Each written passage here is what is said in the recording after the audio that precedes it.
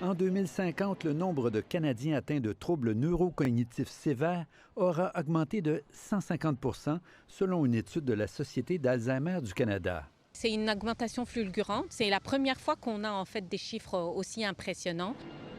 Il y a aujourd'hui 600 000 Canadiens atteints d'un trouble neurocognitif. Si rien ne change, ils seront 1 million en 2030, puis 1,5 million en 2050. C'est également la même tendance qu'on a au niveau des personnes proches aidantes, plus de 146 d'augmentation sur une période de 30 ans. 350 000 Canadiens consacrent en moyenne 26 heures par semaine à aider leurs proches. En 2050, ils seront 3 fois plus nombreux à le faire. Pour l'instant, il n'existe aucun traitement efficace pour soigner cette maladie. Il y a énormément de choses qui se passent actuellement en recherche et donc on s'attend à ce qu'il y ait quand même quelque chose dans les 5 prochaines années. Heureusement, selon l'étude, en agissant sur les principaux facteurs de risque connus de la maladie, isolement social, troubles cardiovasculaires, hypertension ou diabète par exemple, on peut aider ceux qui en sont atteints. Ce qu'on a remarqué, c'est que quand on gère bien ces facteurs de risque-là, c'est qu'on va retarder l'arrivée de la maladie. Concrètement, ce délai peut faire toute la différence. Si on reporte la maladie de 5 ans, c'est presque 50 des cas d'Alzheimer qui n'apparaîtraient pas sur le radar de notre système de santé, pour la simple et bonne raison que c'est une maladie du vieillissement. Donc, on va mourir de d'autres choses, mais au moins, on ne mourrait pas de maladie d'Alzheimer. L'étude indique également que l'épidémie de troubles neurocognitifs va frapper certaines provinces plus que d'autres, en raison de leur démographie différente. L'Alberta, la Colombie-Britannique et l'Ontario, notamment, vont connaître une hausse de cas plus élevée que le Québec ou les provinces maritimes. La Société d'Alzheimer du Canada estime à plus de 7 milliards de dollars la facture annuelle imputable au traitement des troubles neurocognitifs. Ici Normand Grondin, Radio-Canada, Montréal. D'accord. OK. Alors, on est rendu ici. Donc, la santé cognitive en chiffres pour les Canadiens.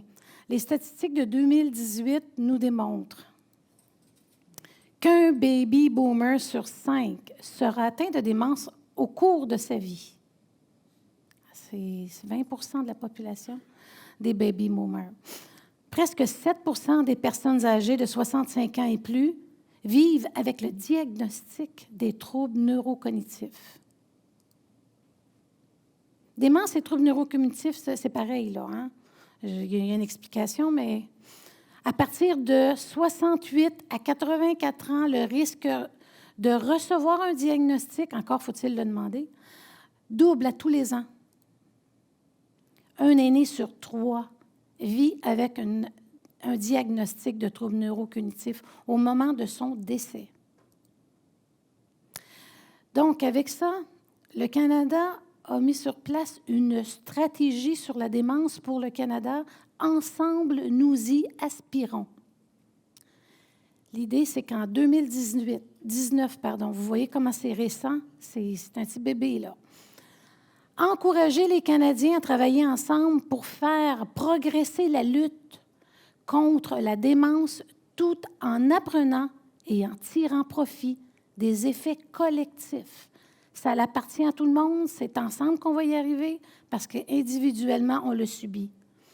Et les 3 objectifs visés par cette stratégie, c'est de la prévention des troubles. Comment est-ce qu'on peut prévenir, ralentir, voire même peut-être jamais l'avoir. Les avancements de la thérapie ou des découvertes d'un remède curatif.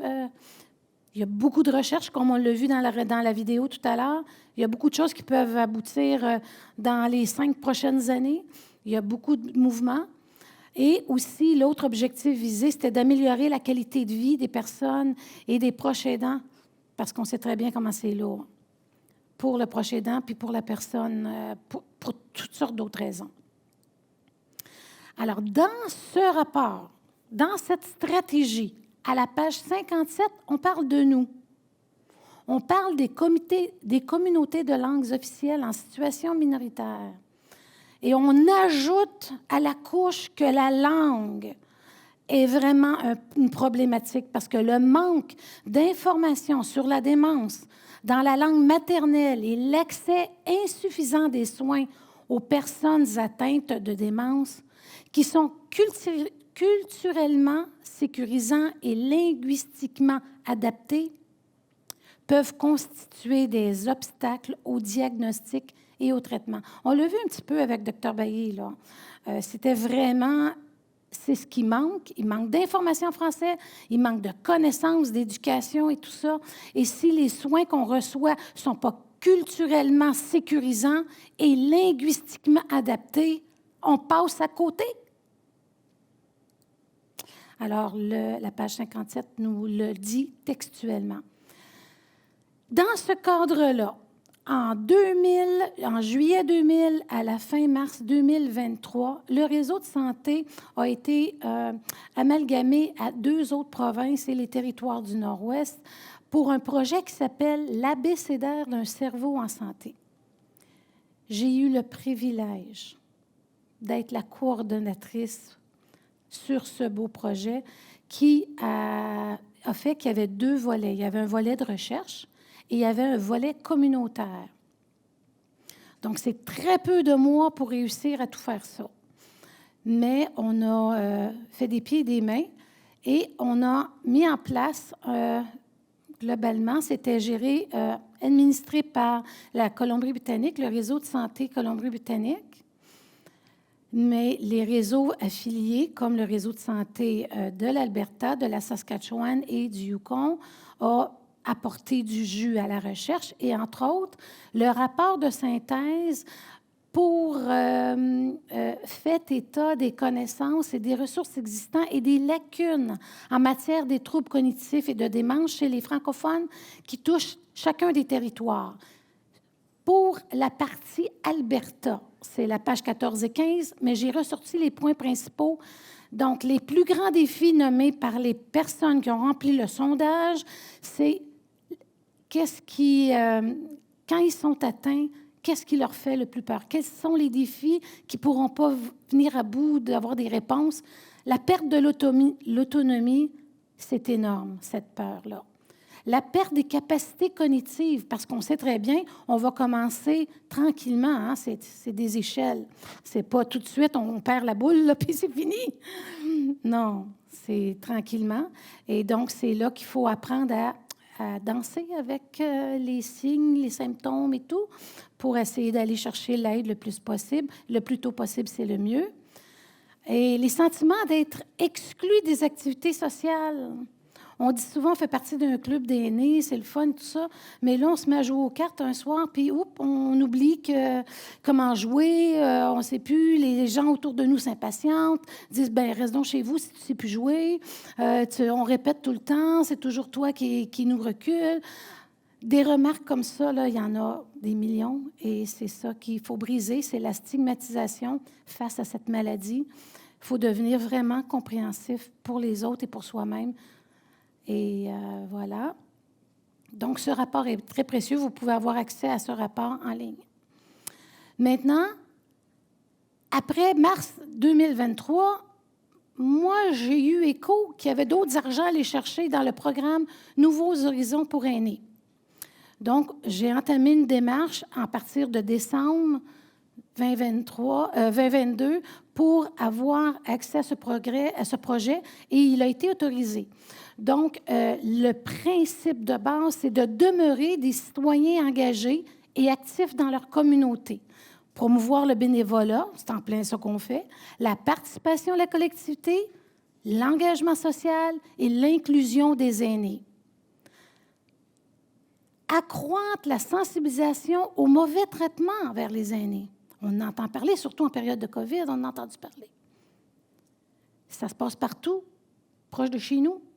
On ne le voit pas tout le temps. Il faut en parler.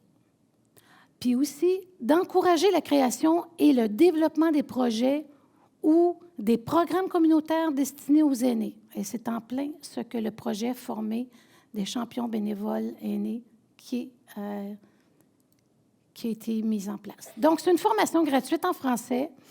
C'est proposer des solutions et des ressources, développer des compétences en santé cognitive, permettre aux aînés de réaliser des changements positifs dans leur milieu, être reconnus à titre d'agent d'influence et de transformation. C'était les buts recherchés. 3 objectifs prioritaires. Prévenir ou ralentir le développement des troubles, s'il y a lieu. Réduire la stigmatisation et la méconnaissance de la maladie. On a peur parce qu'on ne connaît pas. Donc, c'est facile de juger. Le 3e point, encourager les communautés à favoriser l'inclusion communautaire et sociale des personnes atteintes de troubles va permettre justement à ces gens-là de se sentir toujours actifs et utiles à sa communauté. Là, je vais vous... Ça me touche beaucoup parce que c'est émotionnel, dans le sens que ce projet-là, on le voulait, une formation, pas dans la connaissance, une formation dans le ressenti, dans l'émotion. Qu'est-ce qui fait qu'on va réagir vers une personne? Comment on va l'aider? Comment on va l'appuyer? Donc, une dame très, très connue depuis longtemps, elle fait des recherches en santé de la maladie. Elle a écrit le livre « Le mystère Alzheimer ». On parle ici du docteur Marie Gendron, fondatrice et ex-directrice de Baluchon Alzheimer. Elle est docteure en gérontologie, maître en sciences infirmières. Alors, elle avait un beau message à vous transmettre. J'aimerais qu'on l'écoute. C'est un petit vidéo de 11 minutes, mais c'est tellement puissant. Écoutez bien.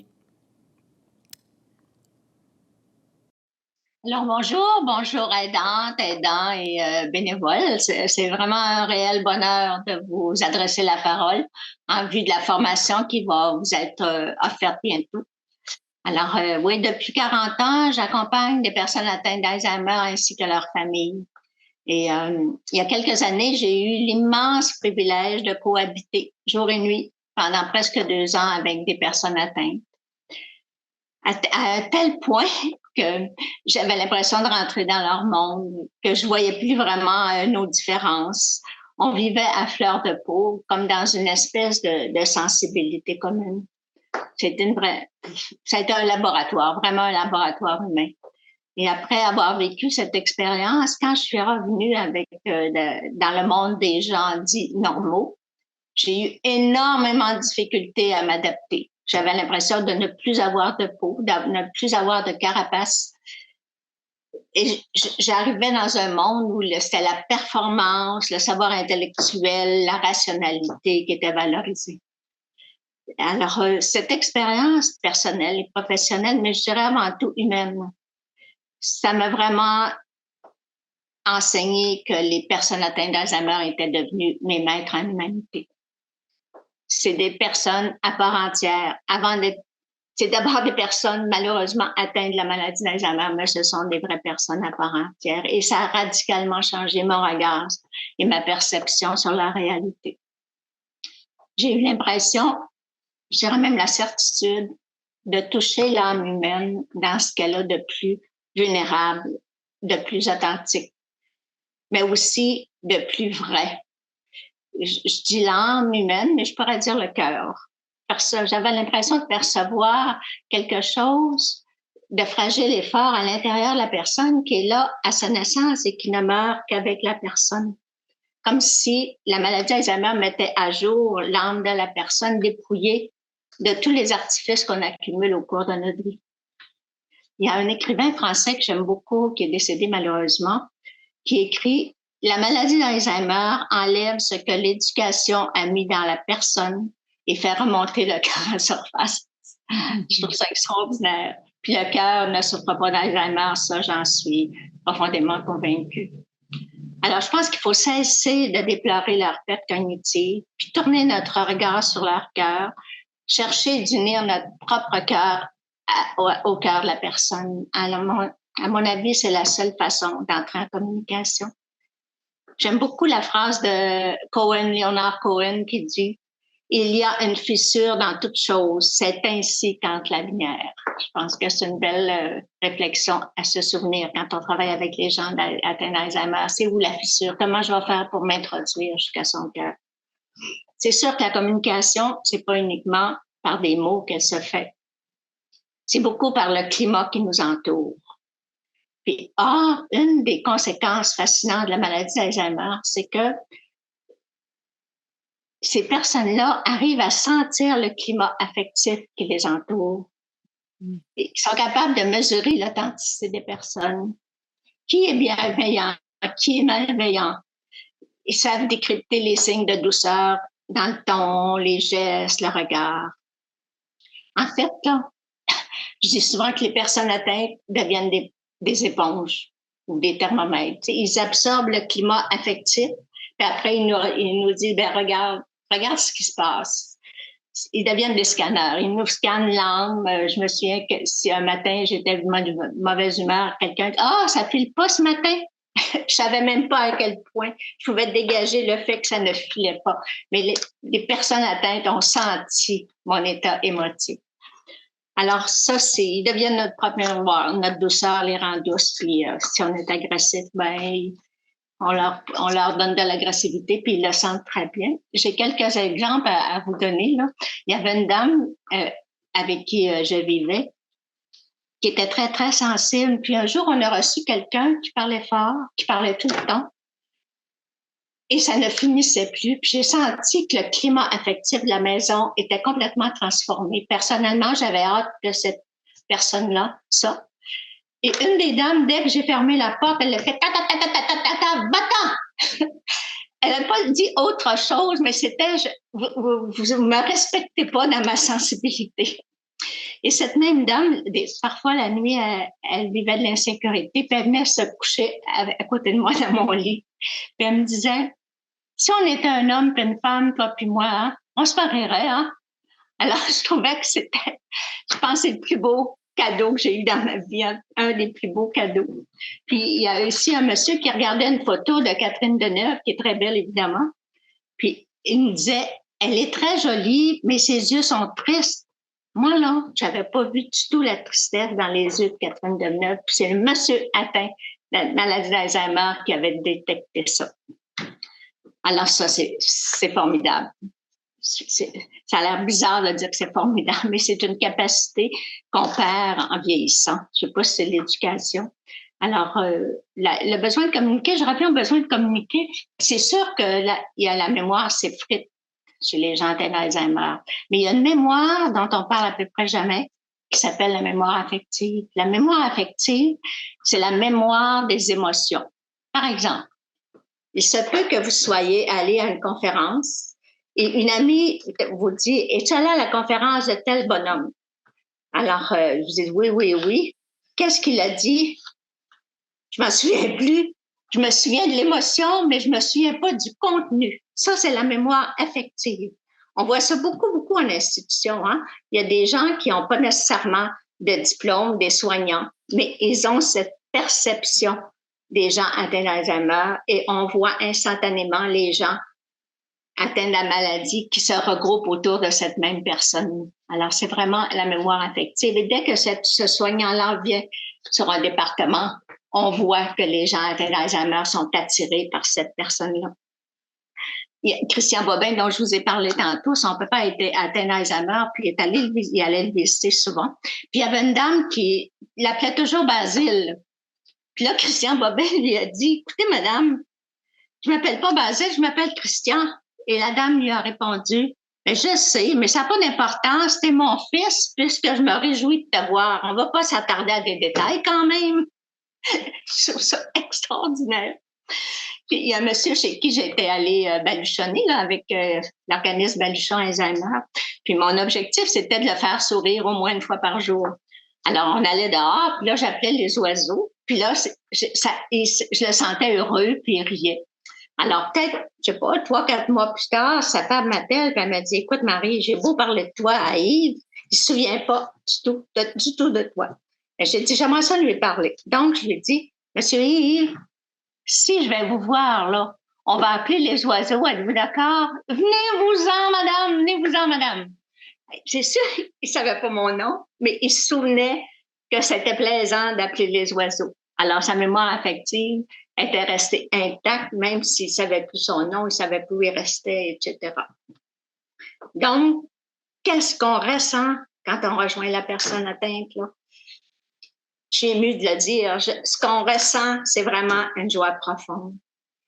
On a l'impression que nos deux cœurs se rencontrent en dépit de tout ce qu'on a accumulé dans notre vie. C'est comme si faisait partie de la même humanité, que c'est pas l'altérité, c'est la connivence, c'est la ressemblance, c'est l'identité commune. Ben, j'ai l'air passionnée, non, mais c'est vrai que ça a été une période de ma vie extraordinaire. Mais tout ça, c'est sûr que ça s'acquiert pas en criant ciseaux. Ça demande une réflexion. D'abord, est-ce que j'ai envie de m'investir? Est-ce que je suis prête à montrer ma vulnérabilité? Parce que c'est pas dans le pouvoir que les communications s'établissent, c'est dans la vulnérabilité. Je pense qu'il faut se dire, est-ce que j'ai envie de vivre ça? C'est pas facile, mais c'est tellement gratifiant quand on arrive à nos buts. Puis aussi, il faut avoir une formation. Vous avez la chance, là, d'avoir des ateliers qui vont vous donner une formation. C'est important de connaître au moins les principes de la communication, ne serait-ce que l'importance du ton de la voix, comment se placer par rapport à la personne, de ne pas changer trop souvent de sujet, etc. Vous allez savoir ça dans vos cours. Il y a aussi la façon d'analyser les comportements. Il y a un mot que je ne peux plus entendre quand on parle des gens d'Alzheimer, c'est des comportements perturbateurs. À chaque fois que j'entends ce mot-là, je me dis, si la personne a des comportements perturbateurs, c'est parce qu'elle est perturbée. Pourquoi est-elle perturbée? Alors, la personne nous parle à travers ses comportements. C'est pour ça que c'est si important de les analyser. Elle nous parle constamment par ses comportements. Donc, c'est important, dans les ateliers que vous allez avoir, d'apprendre à analyser les comportements des personnes. Évidemment, il y a certaines règles, la douceur. Je répète, il y a 3 règles, la douceur, et troisièmement, encore la douceur. Si la personne ne reçoit que de la douceur, elle va rester douce. Une autre chose, c'est la meilleure façon d'aller vite, c'est d'aller lentement. Plus vous allez aller vite, plus la personne va être perturbée, vous allez devoir recommencer. Et évidemment, ne jamais argumenter. Et je pense à un monsieur qui me disait qu'il avait vu un reportage sur le Titanic, puis il me contait qu'il était sur le Titanic. Est-ce que je vais m'obstiner? Je lui dis, ah, c'est formidable, vous étiez sur le Titanic, contez-moi ça. Donc, on brise pas la relation. Alors ça, là, vous avez tellement la chance là, d'apprendre tout ça, puis après de vivre l'expérience. Que vraiment, là, mon vœu le plus cher, c'est que vous vous inscriviez. Puis je vous jure que vous allez adorer ça. Puis je vous souhaite bonne route, bonne chance, puis mes chaleureuses salutations. Bye bye. Donc, c'était le grand message. Puis ce message-là, ça a été l'encre d'appui pour partir nos formations. Alors, ça consiste en quoi? 7 ateliers de formation d'1h30, 7 sessions de café-rencontre, de discussion, en virtuel toujours, un manuel du participant qu'on a monté avec des ressources tout en français, des trousses d'outils, avec aussi des PowerPoint, des balados, des vidéos, des webinaires, pour outiller nos aînés bénévoles, pour être capable de faire les choses.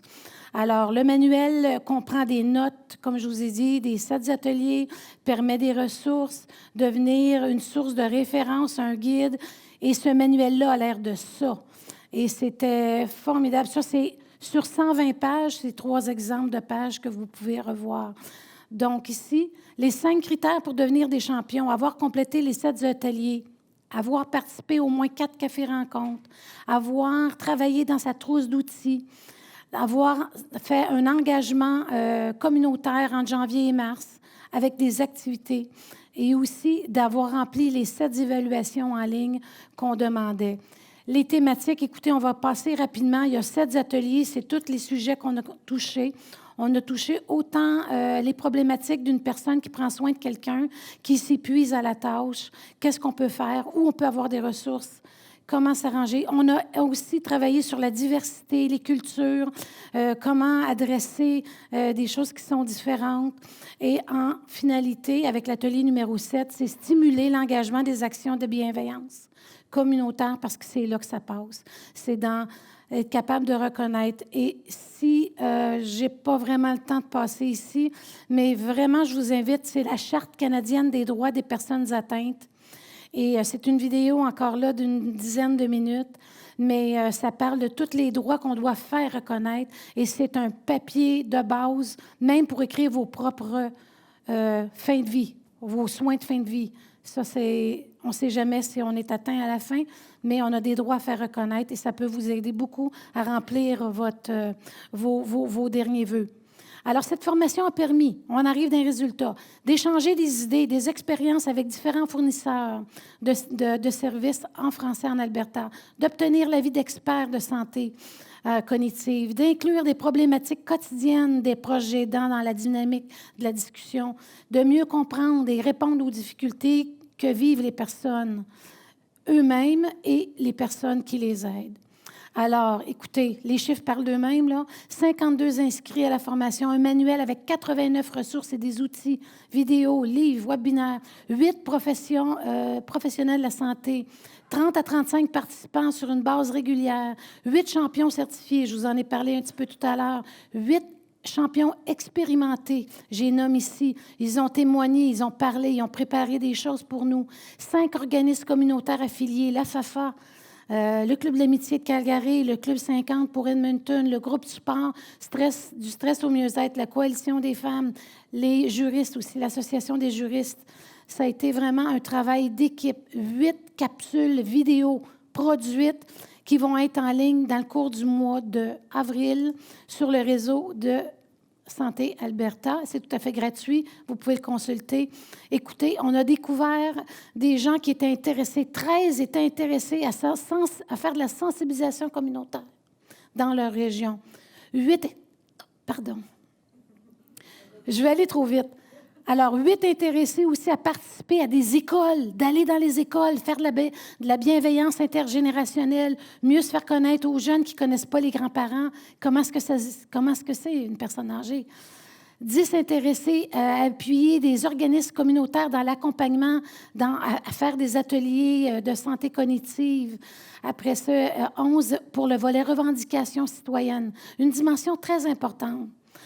Dans le proche à venir, on a même une dame, Madame Bernadette Lévesque, vous propose une capsule audio de 2 heures qui sera diffusée en direct le 17 avril prochain sur les ondes de Radio Nord-Ouest FM.